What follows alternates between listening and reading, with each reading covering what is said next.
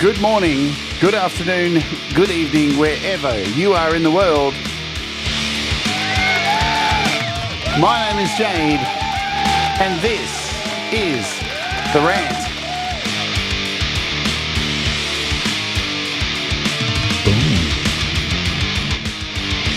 Today, we are going to be talking about the 80-20 rule, aka the Pareto Principle.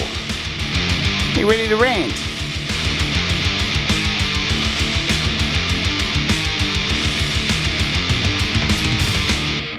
Hello. My name is Jade, and this is The Rant.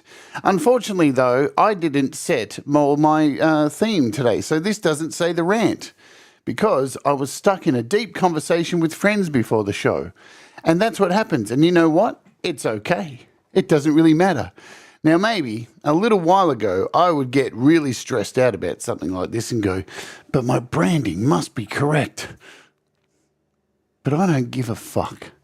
You know what? Because you know what? You make mistakes. And you just get on with it, don't you?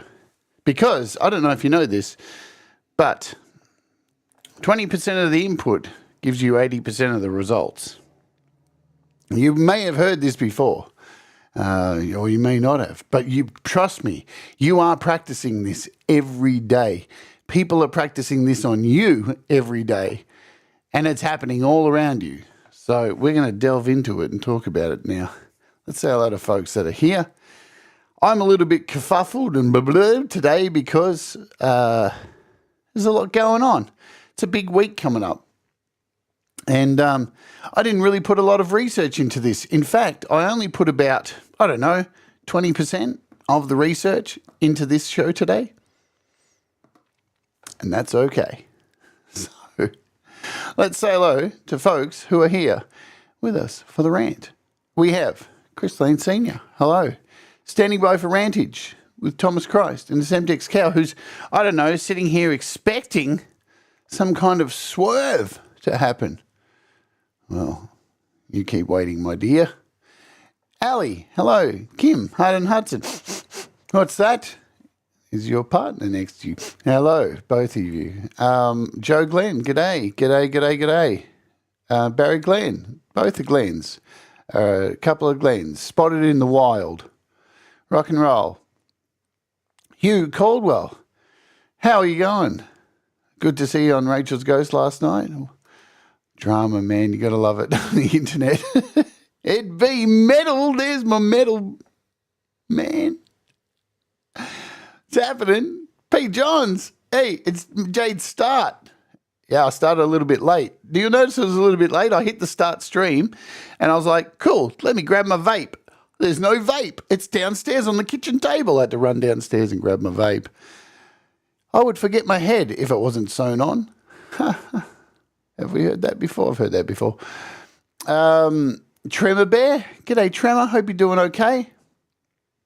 Good to see you as always. Is there anyone else I've missed? Thomas, slinging links. Hey, yeah, it is the end of the month. If you want to sling a super chat or a super sticker, it will get caught in the mix for the end of the month financial, I call it, for YouTube. You know, it cuts off at the end of the month, and then they calculate how little they're going to pay you, and they throw you a few coins. Thanks, YouTube. We love you. Super chat, super stickers, or join the Patreon. It's up to you. We have lots of fun on Patreon. Yesterday was fun on Patreon, I think. We had a few laughs. We we mastered Pete's song. And, I told everybody about what's happening this week on the show, which we'll talk about before we get into this. Brad Example's here.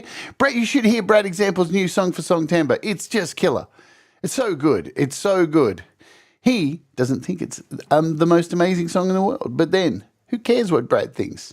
You know what I mean? Have I missed anyone as I'm scrolling? Look, Brad's got all the hellos. He's got everyone in there. Me, myself, and iPhone. What's going on? Good to see you too. 20% of the 20% of the 20% is the 1%. That's just Pete's way of saying everybody go out and buy my song with the 1%. Don't trust Pete. He's all about marketing. He's sly. He's a trickster. I'm joking, of course. Pete is wonderful. And yes, I'm having oh, guys, you really don't have to do this. Thank you for the super sticker with the little flapping one up, and Brad, because I love you too. You're awesome, my friend. YouTube used to be the 70-30 rule. Sadly, they're keeping 30% of the earnings. Oh, yeah, there you go. There you go. So what is this nonsense I'm talking about? Well, before we do that, let me tell you some things that are happening on the show this week. Now, Walk With Me is back. I'm sure there's you can hear 10 people clapping about it.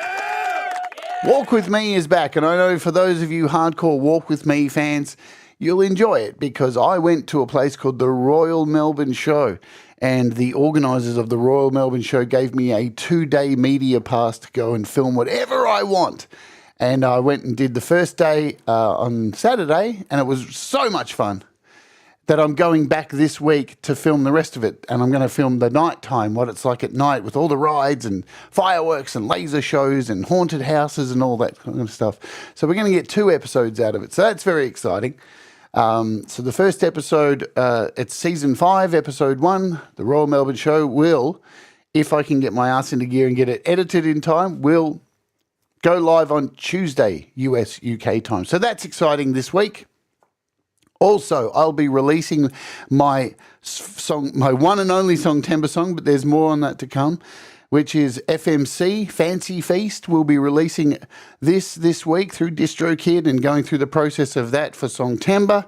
It's a song where I wrote a metal song and got my lovely friends on YouTube to send me recordings of their pets to be the vocals. And it came out pretty cool.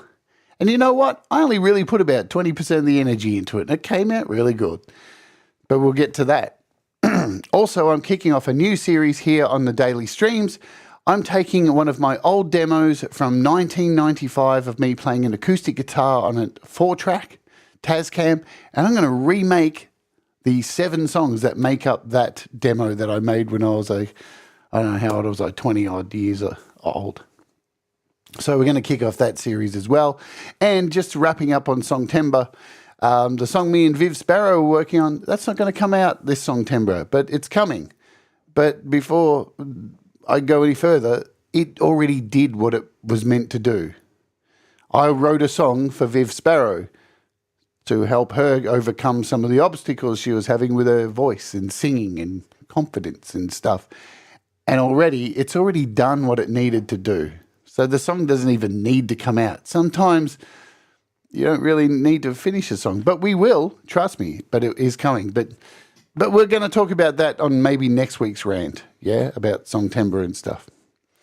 And it looks like my interview this week will be with Gordon Lee Weaver. So if you know that artist, you know what I'm saying. All right, there, we've got some stuff out the way. I don't have any thumbnails to show you for any of this shit yet because I've got a lot of work to do this week. But hopefully we can start by using what we're talking about today to get that work done efficiently. So is there anybody here who has heard of the Pareto Principle before? Is this something that you are aware of? Also known as the 80-20 rule. As I said, you may not be aware of this thing, but I'm sure you have used it at some time in your life, even unknowingly, right? Because it is used by many, many, many people, students, from artists to big corporations. I mean, I think one of the first times I ever heard of this was when I was working at American Express. And of course, major companies are all about efficiency. And that's what the Pareto Principle is all about, efficiency and getting things done in a timely manner for massive output. Smaller input, major output. And we can do this stuff because we're all doing it. So let me give you some background before we get into it. So the name Pareto is, of course, like most things, named after a human being. Yes, who would have thought a human being came up with this thing? And Vilfredo Pareto is the name. Italian man, mathematician, sociology, engineering, economics, political science, and philosophy. And I do believe it was in 1906 that this vision of this idea, this principle came into existence, which was based off the fact that he discovered 20% of the people in Italy owned 80% of the land. So that was the basis of this. And even me saying that should get your minds thinking about this, that even now, in this day and age, we talk about the 1%ers, the highest amount of people who own all the capital, yeah?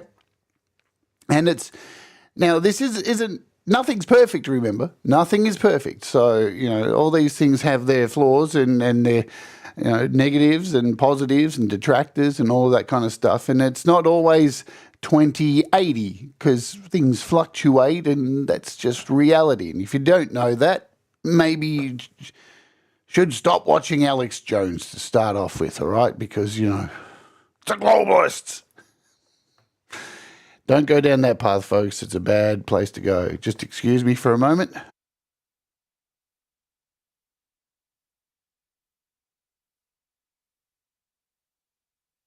Okay.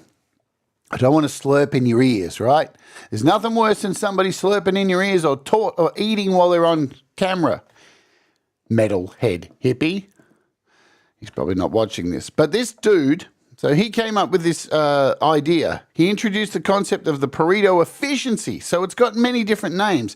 Commonly, it's known as the 80-20 rule, I guess for simpletons like myself. And he helped develop the field of microeconomics. He was also the first to claim that income follows a Pareto distribution, which is a power law, probability distribution. The Pareto Principle was named after him and was built on his observations that 80% of the wealth in Italy belonged to about 20% of the population. He also contributed to fields of sociology and mathematics. So, where does all this stuff apply? Now, let's break it down because it's also known as the vital few. You'll hear this. If you go and research this stuff, you will hear people talking about this as the vital few. And we're always, as a species, looking for time management and things. So how do we manage our time more proficiently to get greater output? I'll tell you where it starts. I'll tell you where a lot of us have probably done this and unknowingly done this is when we were in school, right? Studying. This is where this principle really comes into the best effect because exams is the perfect example of this theory. We are given you think about it, like school can be so... now, I'm definitely not getting into this conversation of like, teachers are teaching people to have feelings over facts. Fuck all that nonsense, left and right political jargon crap. But I think we can all agree that during the education system, there is a lot of fluff that we're fed, So we go through an entire year of getting a lot of guff and just stuff that's really unnecessary. It's shit on the top that we don't need to know. And by the time we get to exams, you just need to get straight to the meat of the guff, yeah? So this is where a lot of people are able to cut through that shit, and when they cram for exams, a lot of people only really need to study at least 20% of the information to get 80% of the outcome, to understand. So what is the priority? What is the most relevant, most important information that needs to be remembered, needs to be put into the brain to be able to get a high score? Because there is a lot of fluff that you have to wade through. And this can be challenging because, we're all not super wired to sift through the noise. And increasingly in a world where we're just full of noise, everything is noise. We're bombarded every day with advertising. You go buy this, go do this, have this opinion, join this group. It's hard to sift through the noise all the time and understand what is the best way to be efficient to get the most outcome. Now, with especially with things like education and with exams, this has been helpful for many people to get to have a better outcome. Now, this doesn't only apply to things like exams. You can talk about things like sales, complaints. Think about this, complaints. Now, I've got a chart to even look at this. something that I stole from another YouTuber, which I think really explains this super well. Learning languages, right? Think about the amount of words in every single language and how many people can go to another country and get through that whole holiday they have for a whole month, say in Spain, knowing really only a small amount of words, but they can still get through. It's the same as learning languages. Like there's a percentage of words that are used in every single language that are used the most, 20%. And if you can get 20% of those words understood, you're going to be pretty good at communicating with people. Because there's a lot of words that nobody even fucking uses. You know, how often do you use the word flannel unless you're Dom? You know, he just wears a lot of flannel. I just chose that word. I don't even know why I went there, but I was trying to think of a word that is not used a lot. Little Lord Fauntleroy. What the? Shut up, Jay. Making music, mixing music. All right, that's what we're going to focus on the most about today. Mixing music, because man, there's a lot of people out there who will tell you, oh, you should spend an hour on this kick drum and make sure this kick drum cuts through. And you know what happens when you do that? You spend an hour on a kick drum and you mix and you get that kick drum sounding amazing and you put in 80% of your effort mixing into that fucking kick drum. Well, the song gets finished and you go ask a normie on the street who knows nothing about engineering, mixing music, and you say, what do you think of that kick drum in my song? And they say, what the fuck's a kick drum? Trust me. This shit happens. We live in a world, right, where people are going to tell you, to give you this information on mixing music. And these are the things you need to focus on. You need to do all this stuff. And your regular person ain't going to sit there and go, you know what, I really like this song, but I can clearly tell these vocals weren't recorded on a Rode NT1 mic. So you know what, I'm not going to listen to that. Priorities when you're making music. You can be much more efficient making music by just ignoring a bunch of shit that people tell you should be doing.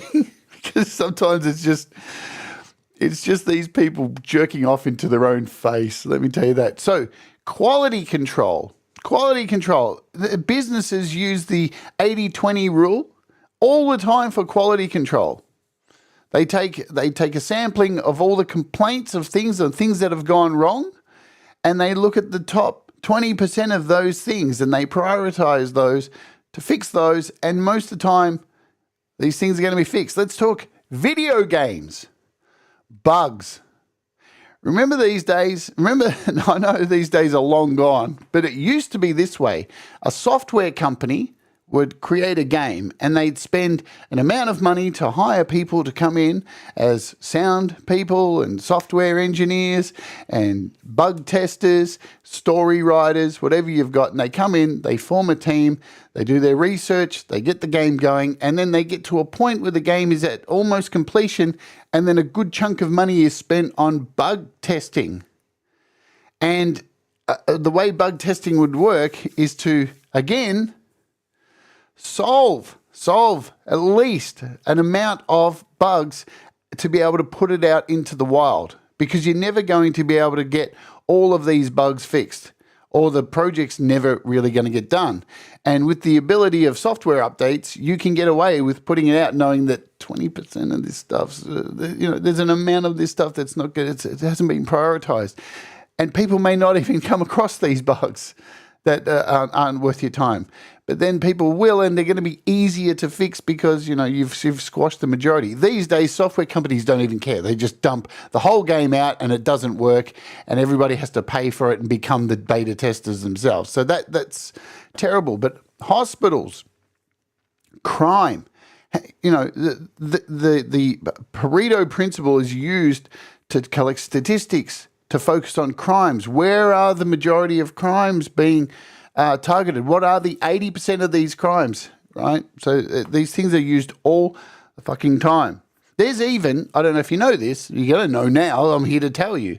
If you use Microsoft Excel, there's even a Pareto button in there, which you can click. So you can put in a whole bunch of statistics like categories and percentages, and you can actually hit a Pareto button, which will give you basically a Pareto chart. Now let me show what a Pareto chart looks like in something like Excel. Do I have it here? I think I do.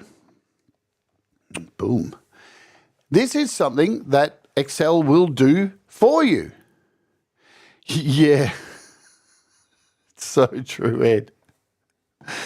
So true. So this piece, so I've stolen this from a YouTube video that I watched where this particular YouTuber put in a whole bunch of statistics for a hotel, okay? And these were all the complaints that came through to the hotel. And so he put this basically in an Excel spreadsheet and then hit the Pareto button and it gave this back, which shows you the curve here of exactly what we're talking about. So you can see some of the complaints that came through here are things like room temperature, no or poor internet, too noisy, dirty room, room service food, rude or friendly staff, room service other. Now, if you start to go through these and add all these up, you're going to get to, see this point here, 80%. Where's this end? On room, service, or other. So these are going to be your major points that you want to work on. This is what's going to affect, this is what you want to change.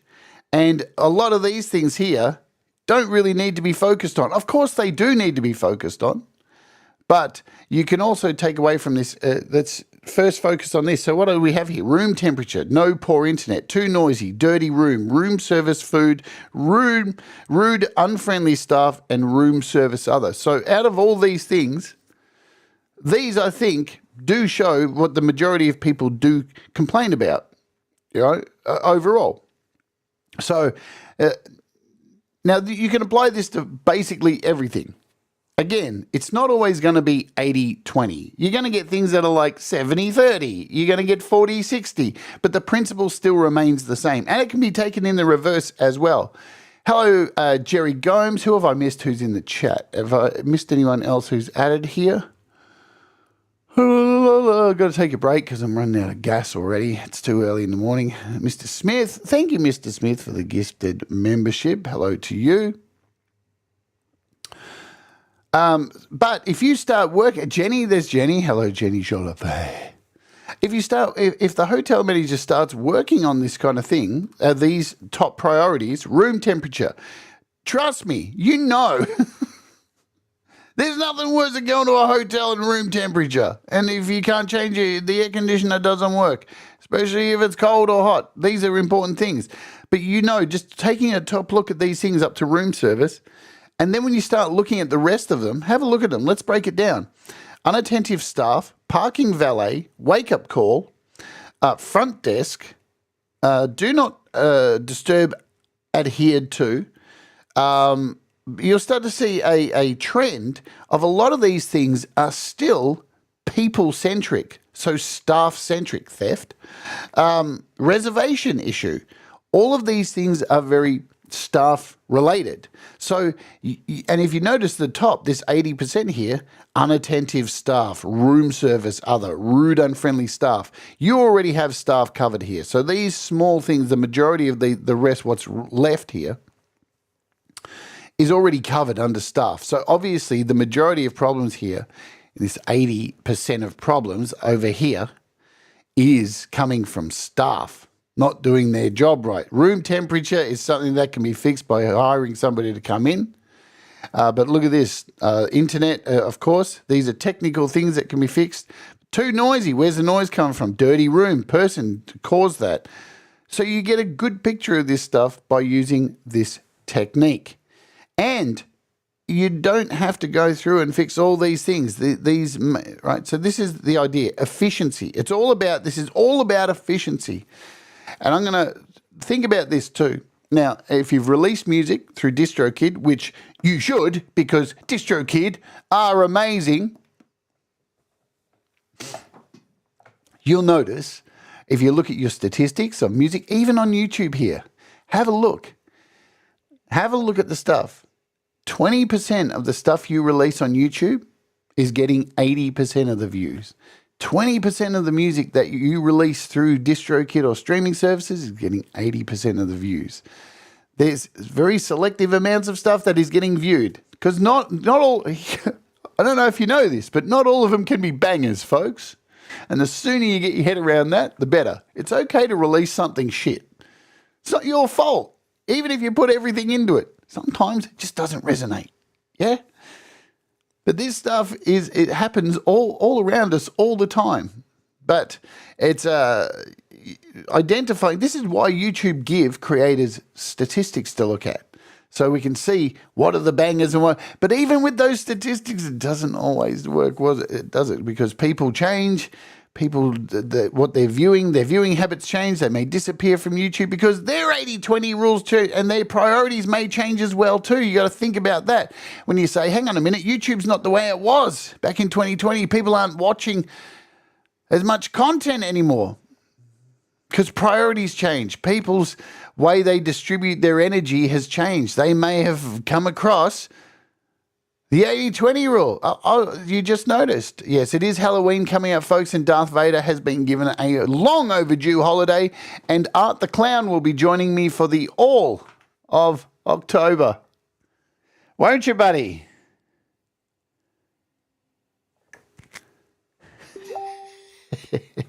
And the new Terrifier film comes out, I think, next week. Terrifier 3. Very, very exciting stuff. So, we are at the halfway point, and we're going to get into music and how all this works as well. So let me run the ad and do the usual. Thank you for hanging out today with us. Oh, and I've just had Gordon Lee Weaver message me with his email address. So we have confirmed Gordon Lee Weaver is going to come on the show for an interview this week-a-rooney. Awesome. Can't wait to find out more about this artist. So halfway point of the show, each and every day, we run an ad. Maybe I forget it sometimes. You can avoid the ad by becoming a YouTube Premium subscriber. And, or just skipping the ad. The ad has been run. Chonk. So, as I said, what's Chris say here? Learning to wrap my head around that. What I think should work and what other listeners think doesn't always match up, and that's okay. The one thing about just on vanity metrics and stuff with YouTube, statistics are great. And they do give you a snapshot of the way things have worked. But remember, they are a snapshot of the way things have worked, not can work. Right? That's in the past. That's done. Everything that you look at on those stats is done. If you want to dwell on that shit, you can dwell on it. Right? It's like anything. If you want to dwell on stuff and go, me and Viv had a really fantastic conversation last night about vocals, all right, and about singing. Now, you may have noticed a video I did. If you watch my pre-recorded videos on tutorials, which I do now pre-recorded, you may have noticed a few days ago I did one and my voice was a lot higher when I was speaking. Or it was a little bit higher even.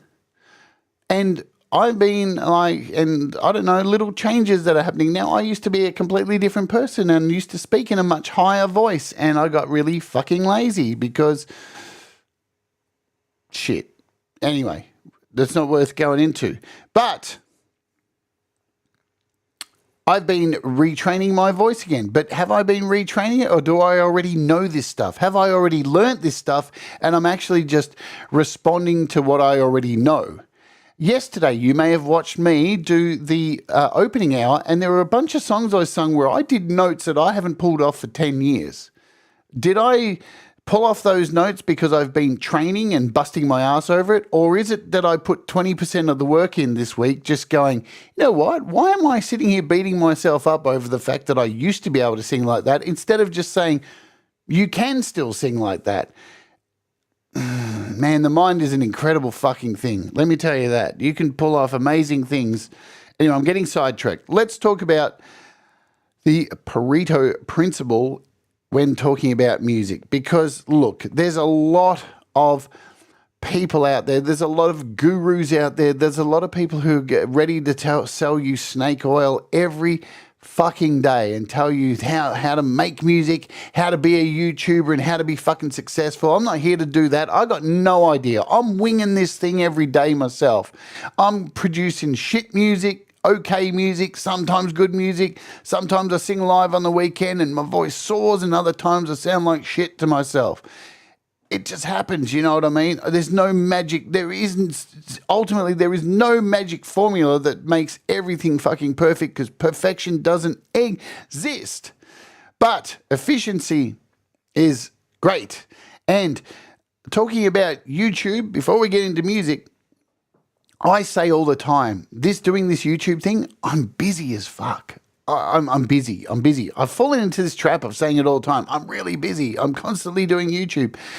I'm not constantly doing YouTube. I spend a lot of time sleeping and resting because my health sucks, and it just is what it is.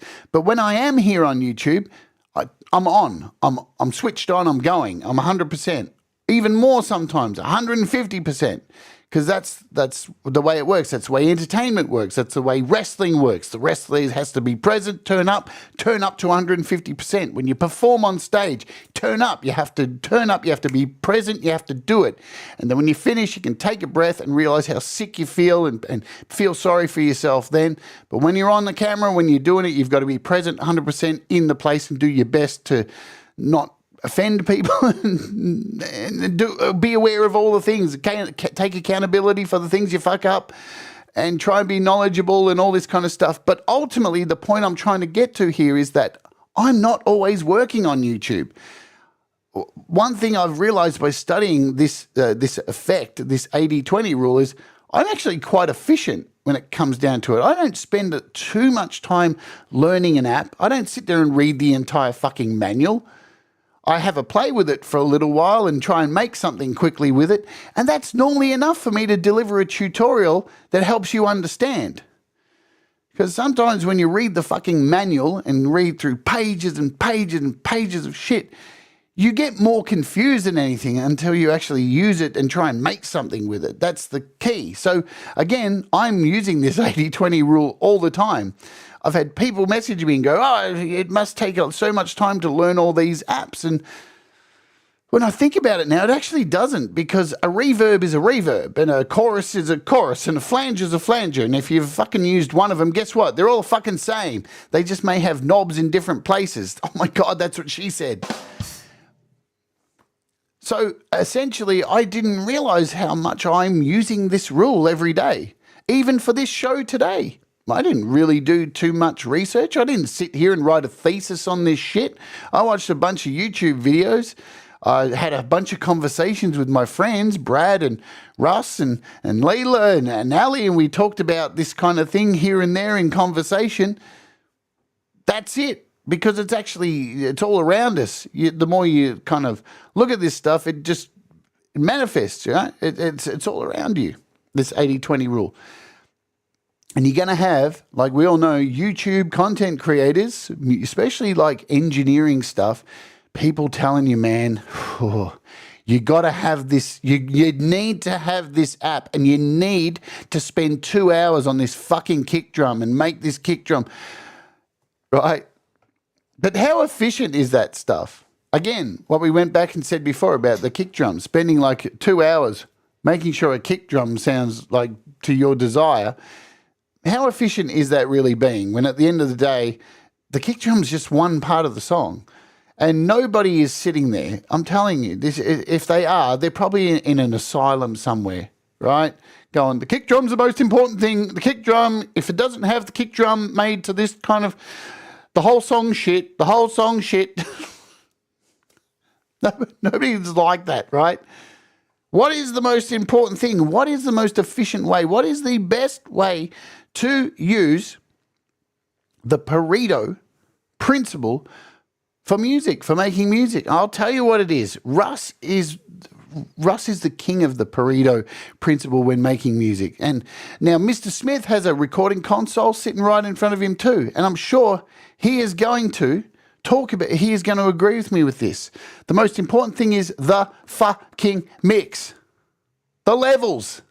Before you add any compression, before you add any fucking EQ, before you add any of the nonsense and the bullshit that everybody's trying to sell you, you already have the keys to a fantastic mix in your hand.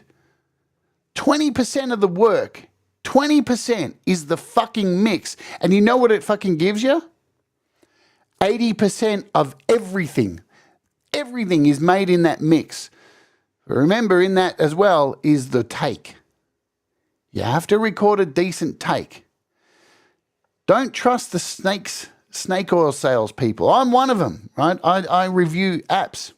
I show you how to use. In fact, I don't review apps. I show you how to use apps. Oh, I'm not a salesperson.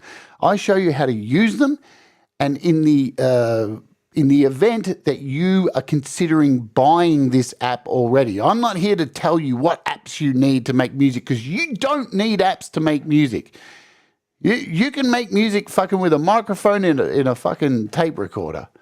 You can make music, you know, in so many different ways. But you don't need apps. You don't need that chorus to make that song fucking bigger than anything. Well, what you need to understand is that a good take is absolutely perfect, is what you need. Clarity, just a clear recording, and being able to get a balanced mix using faders. Faders, that's it. Every door has them. Faders. Every piece of hardware has them. Faders. You just move them all up, because the secret is to be able to hear every single instrument in that mix. And it's incredibly achievable to do. In fact, it's 100% achievable to do without any compression, any EQ, any fucking reverb, any latest new app from the latest new company that's got a half-price intro deal. None of that shit matters at all. And I'm telling you, again, it comes back to there's never going to be a time you release a song and somebody goes, "That's a really good song. Did you use that reverb from that company?" No. Because normies, people who enjoy music, you know what they enjoy? A fucking good song. That's what they enjoy. As long as they can hear everything in there. There's a reason why good engineers tell you to remove things from your mix, to remove instruments. I don't know. Have you ever thought in the verse to take out that guitar there and give the room a bit more air to breathe so the vocal cuts through a little bit more? There's a reason why many engineers, and you may hate hearing this shit. Trust me, I hated hearing it when I went into a recording studio where an engineer would go to me, "This is a really good song, but have you considered taking this out and this out?" And I would get so offended and go, "But you just said my song's good. Why would you tell me to take shit out of it?" Because my ego means fuck all when it comes to the song. It's all about the song, right? What I think means shit. What I feel, you know, your feelings don't matter. Facts matter. This is where that comes into play. Not about you know, not about science. Forget that shit. But in music, yes, your feelings don't matter, man. The song is the most important thing. Sure, you may have put, you know what? You may have put so many hours into that guitar lick in that verse. But you know what? You probably put too many hours into it. That's the reality. Because often, think about it, as a musician, how many times have you been recording something and then by accident something happens and you go, "Oh, how good's that bit there? How did that happen?" So much of good music, recorded music, actually comes from fluke, from just the way two vocal takes as a double vocal intonate with each other frequency-wise, that it's something you can never theoretically create. It just, in the space-time continuum, just happens, and you'll never be able to recreate it again. And every time you sing that song live, you'll get to that bit and go, "Oh, here's that bit that just magically happened in the studio." Again, this comes back to putting in all this effort. Now, again, you must have watched my shows before. If you're here now, you must have watched my process of recording music, right?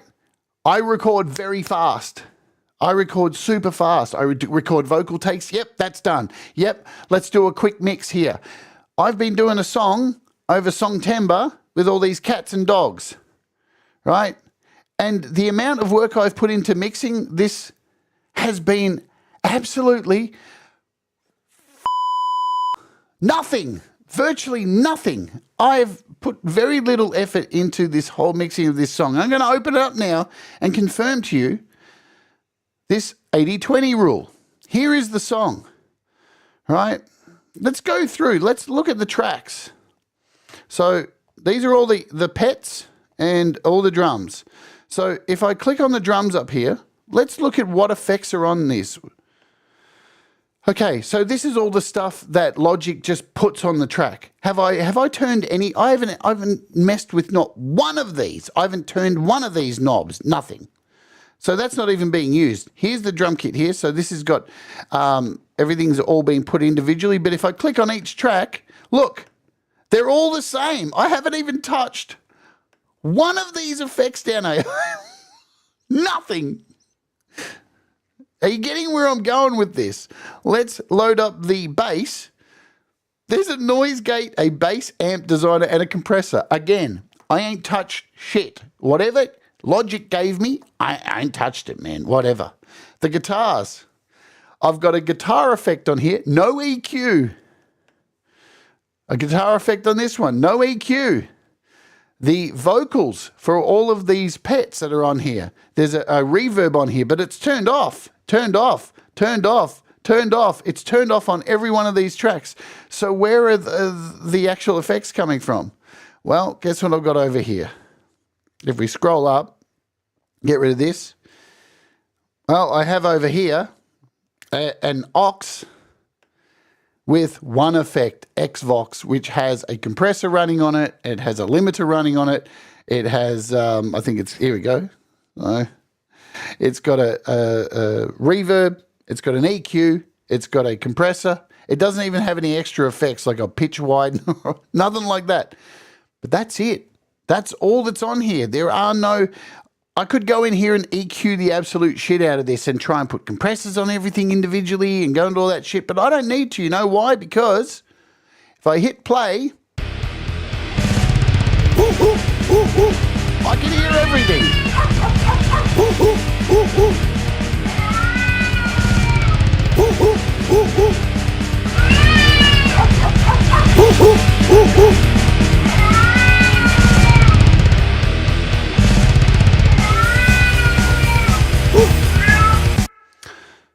I can hear everything. Everything's in there. So when I did a mix down, right?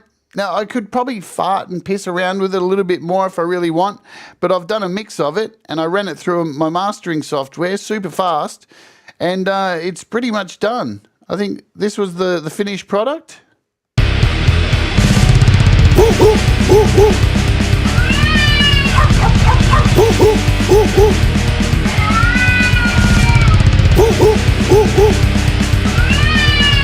Okay, so you could sit there and go, but this is a bit soft and this is a bit loud, but do I give a fuck? It sounds done to me. You know what? It sounds pleasing to me. I can hear everything. There's nothing in there that I'm getting offended by, right? Exactly. It's that kick drum. Yeah, every time I play that song, dogs go crazy. That's why I wrote it. Hello, Elaine's Crafting. Okay, I used zero compression on Valerie's latest track, just mixed master bus with some on it. Did some envelopes, and yes, this is the thing. Don't buy into what the snake oil people are selling you, because 80-20. Focus on the most important things of a song. Now, again, this comes to every single thing. Have any of you, let's go with another example. I'm just going for examples, just a drum at home. Have you ever heard of a game called Raid Shadow Legends? Yeah? Come on. Let me know in the chat if you know about Raid Shadow Legends. It's a handheld game for iOS and Android. It's free to play, right? And they advertise it all the time. You'll see it everywhere you go. You'll see people saying, today's show is sponsored by Raid Shadow Legends. Download for free. it's a pay-to-play app, right? Where you got to pay to get like these warriors to play this game. It's free to download, yes, but you've got to pay. And most people who download that game, now you can actually look up these statistics. The companies have to report their earnings and how products are doing, right? You can actually look into this. When I would see Raid Shadow Legends game, because it's a meme now, it's become a meme. Who downloads this shit, right? Well, obviously, this company knows who downloads this shit because the majority of people who download it, the 80% of people who download it, install it, play it for maybe an hour, and then go, what? I have to pay $5 to get some gems to move forward? Fuck that, and then delete the app. But 20% of the people have a gambling problem. And they're not good with money. So they just keep throwing money at this game. So it doesn't matter about those 80% who install and delete, because the 20% of the people are keeping the business going. So, right, and those 20%, right, those 20% of the people are the ones most likely to share that information with their friends going, I love Raid Shadow Legends, because they've spent so much money. They've invested so much time into it. They are the people that the company is going to focus on the most. That company is going to focus on the 20% that are keeping the business afloat, right? They spend all the money, man. Everybody else is just fuck all. 20% spend some, and then 20% of those spend lots, and 20% in the future. And all that marketing, all that money that they're giving, right, to these YouTube content creators who are constantly banging on about downloading Raid Shadow Legends, and all the rest of us going, who would download that? All that money that they're wasting, that you may think they're wasting and paying all that, that's aimed at those 20% because they are paying so much more in in-app purchases. There's a reason why when I worked at American Express and other businesses that I've worked at, corporations, there will be people that come around, firms that will talk about 80-20 rule. There's a reason that when I worked at American Express, when somebody would call in with a problem, instead of me getting like a minimal amount of information about my customer, I would get their entire spend, everything they spend, all of the information, their entire history. When they're just calling up to ask about a late payment fee, I have everything about them. I know every single thing, and it's all broken down into statistics. So while I'm fixing their problem, I can look at what's important to them. Percentages, and I can hone in and target what they want to hear, what I can give to them. So when they hang up the call, they forget they even had a problem, right? They walk away going, oh my God, you knew what I wanted to hear. There's a reason why the 80-20 rule is used by a lot of people in marketing, in education, in learning, in hospitals, statistics to make hospitals better. You know, the 20% of the people are using 80% of the resources in hospitals, right?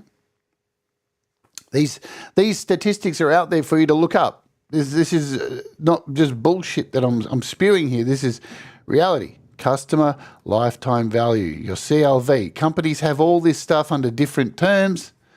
They give it all different acronyms. The life of corporate world, acronym central. Yeah, Pete, you know the deal. So the point I'm trying to make is, with this rule, is that you may be focusing your energy when you're making music into things that are unnecessary. The important things are, do you connect with your song? Does it make you feel good? Do you like writing stuff? Do you feel good writing it? Yeah? Because normally if you connect with your song and you actually feel something, even if it's anger or pain or sorrow or sadness, whatever it is that you feel, if you feel it, there's a good chance that 80% of the people out there are going to feel it too. If you really do feel it. If you don't believe in something that you're putting out there, guess what? Nobody's going to believe it. And when it comes to mixing and creating your song, all you got to do is mix it so you can hear everything that you've put in there. You know what? Sometimes if you're mixing a song and it's too crowded and you go, you know what if I just put in some EQ on this and EQ here and try and spread the mix out and EQ everything so you can hear everything more evenly? That's too much. Just remove something. Just take something out. You're playing with a crowded mess of shit anyway. No amount of compression or EQ. You know what it's telling you? If you have a mix, if you're mixing something and you can't hear everything in there just by setting the levels, you've got a problem with your music. There's too much going on. Take something out. Compression isn't the answer to everything. EQ, I'll just put some compression on it because somebody told me to. No. Make your making music simple. Does it sound good to you? The simple questions. Do you feel it? Does it sound good? Have I got too many effects on here? Is there too much going on? Is there an elephant on my roof? The crows here in Australia, you should see them. They're like this. There's one on my roof right now. You probably can't hear it because of the microphone, but this is being efficient, right? Not sitting there and farting around with a fucking kick drum for 3 hours. That's not going to make your song good. That's not going to do anything. It's not going to do anything. You think, can you guys hear that? That's a crow, man. It's on my fucking roof. Jesus Christ. G'day, Gary Hubbs. Look, if I have missed you in the chat today and not said hello, it has been a rant and a half, hasn't it?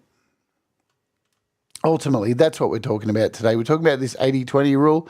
You don't have to sit there and think, oh, am I doing 20% exactly for 80% of the output? No, it's just about streamlining things. It's about prioritizing things and making life simple for yourself. Don't overcomplicate shit. You know what? Because people who listen to your music, especially when they're not listening to your music to complicate their lives. They're listening to your music to uncomplicate their lives. Feed them something really complicated, and guess what? Nobody wants to listen to it. They can hear how much wank and guff. People aren't dumb. Unless when it comes to voting and shit and believing conspiracies, people are pretty dumb there. But when it comes to like what they like to listen to and what they enjoy to consume, they're not dumb in that area. If it's overcomplicated and if it's over masturbated over, it's like a TV or film or something's overbaked.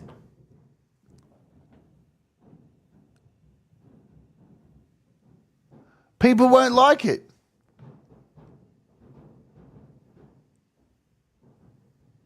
I think I'm gonna have to go. I think there's a flock of crows on my roof, and they're gonna kill me. What the fuck is going on?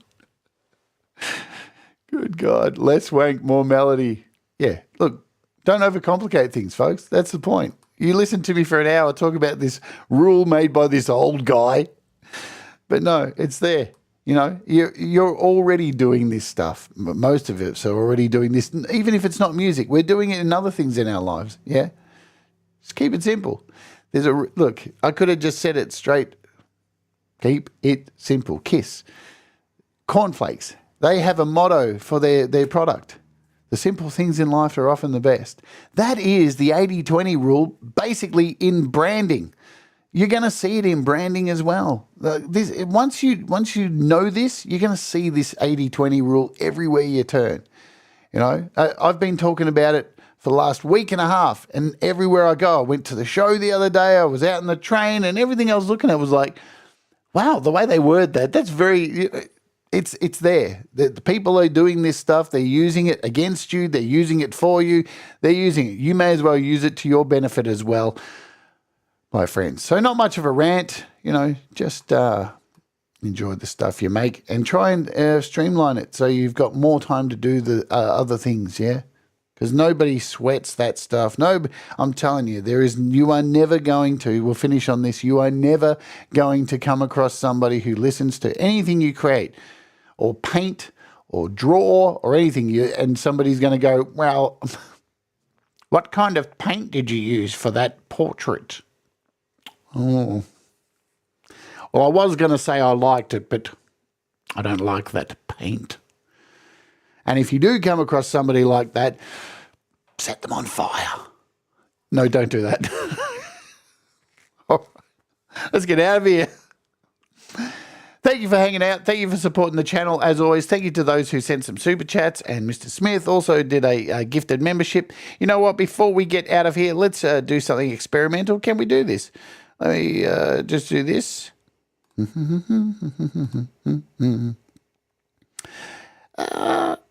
Yeah, why not? Let's do that. 5 of you now have gifted subs. Enjoy. From me to you, thank you for supporting the channel and doing all the things. Pete Johns is up. Let's look. Pete Johns wasn't even a member on my channel. Can you believe that? He just got gifted a sub.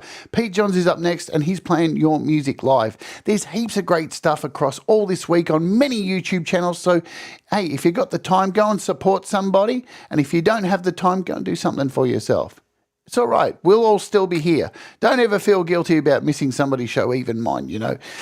But I'll remember forever. No, all right.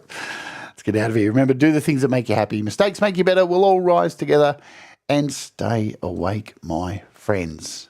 Pete Johns up next. I'll see you tomorrow, where I am going to kick off re-recording a bunch of songs from 1995. And we're going to go through the songs tomorrow and listen to all of them back when I made them in 1995, and then we're going to get an idea of what they sound like. And over the next few weeks, I'm going to recreate that entire demo from a 4-track using today's technology. So hopefully you can come and join me on the live streams. Lots of great demos to come up to, some cool apps this week, and a great interview. And walk with me.